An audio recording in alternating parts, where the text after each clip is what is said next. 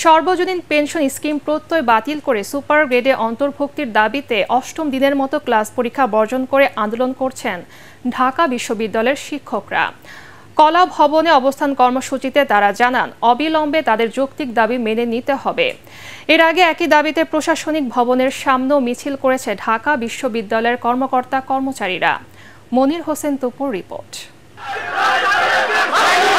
শিক্ষক কর্মকর্তা কর্মচারীদের টানা কর্মবিরতিতে স্থবির ঢাকা বিশ্ববিদ্যালয়। সোমবার সকালে প্রশাসনিক ভবনের সামনে থেকে বিক্ষোভ মিছিল বের করে কর্মচারীরা। একই সাথে লাগাতার কর্মবিরতিও পালন করেন আন্দোলনকারীরা। বিশ্ববিদ্যালয়ের সব ধরনের ক্লাস, পরীক্ষা এবং দাপ্তরিক কার্যক্রম বন্ধ রয়েছে। খোলা হয়নি বিশ্ববিদ্যালয়ের কেন্দ্রীয় গ্রন্থাগারও। আলোচনার মাধ্যমে দ্রুত এই সমস্যার সমাধান প্রত্যাশা করছেন আন্দোলনকারীরা।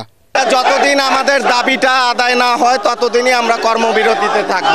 আমাদের অফিস ক্লাস অবশ্যই বন্ধ থাকবে, দাবি না মানা পর্যন্ত আমরা ঘরে ফিরেও যাব না। ঢাকা বিশ্ববিদ্যালয়ের কলা ভবনে শিক্ষকরা অবস্থান কর্মসূচি পালন করেন। অবিলম্বে বৈষম্যমূলক পেনশন স্কিম বাতিলের দাবি জানান তারা, অন্যথায় শিক্ষা ব্যবস্থা হুমকির মুখে পড়বে। স্কিমে প্রথম হলো যে আপনি যখন রিটায়ার্ড করবেন, আপনার স্পাউস এখন আজীবন পেনশন পাবে আমৃত্যু। প্রত্যেক স্কিমে 75, অর্থাৎ আমি যদি 75 বছর পর্যন্ত বেঁচে থাকি পেনশন পাই, আমার ওয়াইফ আর কোনো পেনশন পাবে না। তো এটা তো একটা বিশাল ডিসক্রিমিনেশন, তাই। এদিকে একই দাবিতে বাংলাদেশ বিশ্ববিদ্যালয় শিক্ষক সমিতি ফেডারেশনের ডাকে 1 জুলাই থেকে সারা দেশে পাবলিক বিশ্ববিদ্যালয় এই কর্মসূচি পালন করছে। বন্ধ রয়েছে শিক্ষা কার্যক্রম।